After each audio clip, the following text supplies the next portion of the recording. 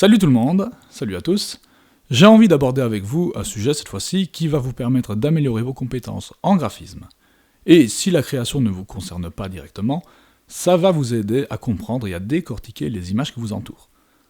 Comme d'habitude, n'hésitez pas à me dire ce que vous en pensez. Les notions qui seront abordées dans cette vidéo sont applicables dans absolument tous les logiciels de création graphique, et ce n'est pas la matière la plus simple à transmettre de manière ludique. Je préfère vous prévenir en début de vidéo. Car nous allons parler de typographie. Donc, c'est parti.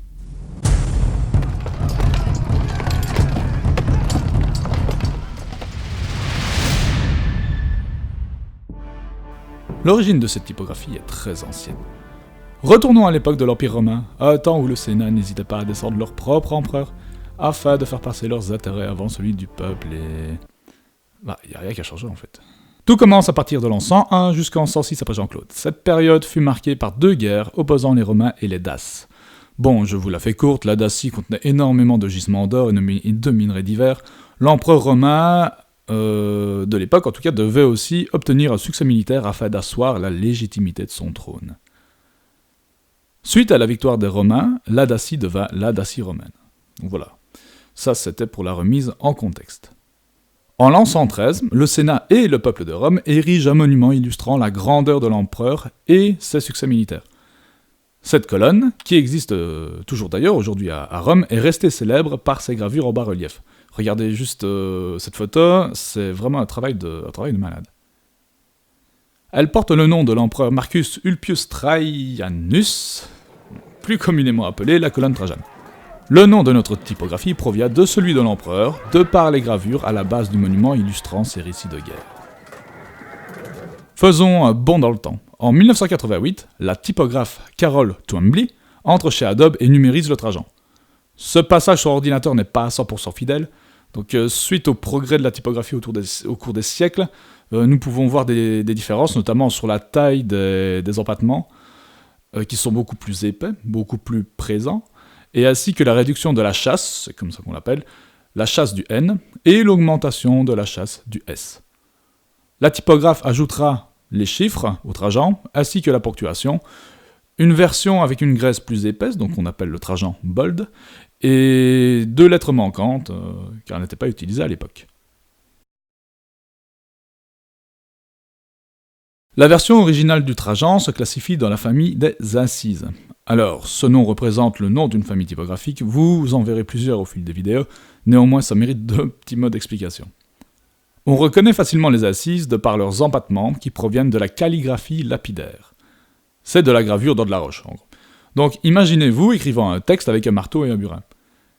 C'est comme ça qu'on a tendance à reconnaître les incises. Et suite à la numérisation du Trajan, c'est devenu moins évident. Les différences qui ont été apportées au Trajan, notamment au niveau des empattements qui sont plus délicats et apportent plus de finesse, avec ces changements, on a plutôt tendance à reclasser cette typographie dans la famille des Garaldes. Même si, me concernant, de par son origine, je la considère plus comme une incise. Si vous désirez plus d'informations sur les familles, il y a un lien dans la description de la vidéo traitant de la classification Voxatypi.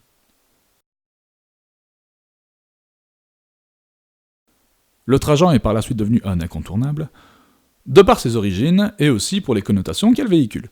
On l'associe à la noblesse, à quelque chose de majestueux, à quelque chose de classe. On l'utilisera souvent pour du titrage, étant donné qu'elle ne comporte aucune lettre en minuscule, et aussi car les caractères minuscules n'existaient pas encore chez les Romains à cette époque. Et une deuxième raison aussi, c'est que nous, en Occident, nous ne sommes pas conditionnés pour lire des textes longs avec des caractères en capitales. Et même, malgré le potentiel très limité de cette typographie, elle reste très utilisée. Petite devinette rapide, mélangeons différents mots que vous avez eu l'occasion d'entendre depuis le début de cette vidéo. Rome, histoire, guerre, drame, noble, majestueux, classe, et ajoutons à ça spectaculaire, frisson et cinéma. Cinéma! Cinéma! Oui, je sens que je suis cinéma! En effet, on la retrouve très souvent dans le milieu du cinéma, et plus particulièrement pour les blockbusters. Alors, la définition la plus simple pour définir un blockbuster, c'est un film à gros budget, et qui doit rapporter beaucoup d'argent. Voici un exemple flagrant qui reflète selon moi une bonne utilisation de cette typo. Le film Gladiator. Attardons-nous sur la jaquette du film et comparons-la avec nos mots-clés. Le Trajan, sur la jaquette, est omniprésent, et cela s'explique parfaitement, nous avons le contexte historique, l'histoire d'un général romain, Maximus, fidèle soutien de l'empereur Marc Aurèle, qui l'a conduit de victoire en victoire avec une bravoure et un dénouement exemplaire. Le fils de Marc Aurèle, Commode, jaloux du prestige de Maximus, ordonne son exécution et massacra sa famille. Maximus échappa à ses assassins, devint gladiateur, non pas parce qu'il en avait envie, et entame sa quête de vengeance. Le film se distinguera par la renaissance du péplum, propose des batailles épiques et spectaculaires, vous garantissant un frisson intense. Enfin, ça c'est optionnel, mais bon, c'est à vous de voir si la vengeance reste noble, mais au vu du contexte, personnellement, moi je trouve que oui. La musique de Hans Zimmer contribue aussi énormément au succès du film et appuie encore plus ce côté épique et classe renforcé par la typographie. Il existe énormément de films où cette typographie trouve sa place, par contre malheureusement elle est aussi utilisée à outrance pour des films qui n'en ont pas véritablement besoin. Je pense surtout aux films d'horreur en fait. Alors, il est vrai que ce genre de film comporte des drames, du frisson, du spectaculaire, mais sans contexte historique légèrement ancien, voire très ancien. Mais la musique ne met pas en avant un côté épique ou classe, mais plutôt quelque chose d'angoissant et de glauque, donc, et voire stupide d'ailleurs, ça arrive aussi, pour une parodie, cette typographie pourrait marcher. Et pour ce qui est de la noblesse, beaucoup de films d'horreur peuvent passer leur tour aussi.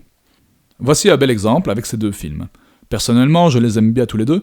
La Faille est une enquête policière à rebondissement, et Bug est un trip psychologique sur la paranoïa complètement barrée, enfin, ça va très loin. Et les deux films n'ont rien à voir en fait, à l'exception de la jaquette et du Trajan, et qu'elles proviennent aussi toutes les deux du même distributeur. Alors, bien sûr, il y a des exceptions, comme dans tout. Il y a beaucoup d'autres typographies que le Trajan qui sont utilisées, mais cet exemple reflète parfaitement la raison de sa banalisation dans le milieu du cinéma, car, tout simplement, ça fait vendre. De par l'aspect de la typographie, et de par ce que nous pouvons voir sur une affiche, car il n'y a pas que le texte, il y a bien sûr tout le reste, nous sommes conditionnés à imaginer ce que le film va nous offrir.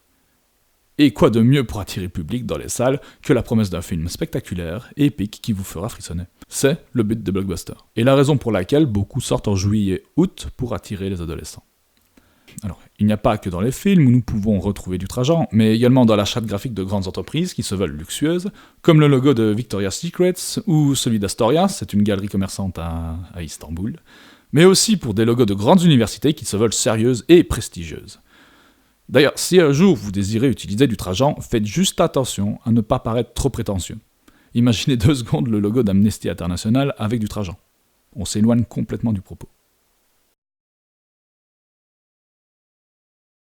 Alors, comment reconnaître le Trajan ? C'est très facile. Donc déjà, si vous aimez le cinéma, elle doit dormir quelque part dans le fond de votre cerveau. Elle ne comporte déjà que des caractères en capital. C'est déjà une sacrée différence. Et à sa numérisation, tout humbly, vous voulez respecter l'origine du Trajan, et comme il n'y avait pas de caractères en minuscules à l'époque, il n'y en a donc pas eu par la suite. En plus de ça, vous pouvez la reconnaître grâce à 3 lettres, principalement. Donc elles sont facilement identifiables, donc c'est comme ça qu'on l'appelle, mais vous avez la queue du Q, de la lettre Q, qui est très très très allongée vers le bas, et la jambe du R et du K. Voilà. C'était une première vidéo sur la typographie, j'espère qu'elle vous a plu. N'hésitez pas à me dire ce que vous en pensez, et si vous avez d'autres références concernant le Trajan, ou le cinéma, ou encore d'autres choses, n'hésitez pas à en faire part aux autres, et si vous jugez la vidéo utile, je vous invite à la partager avec vos amis. À la prochaine, allez voir des films, faites de la photo, de la vidéo et de la typo. Je vous dis, cher public, à la prochaine. Ciao.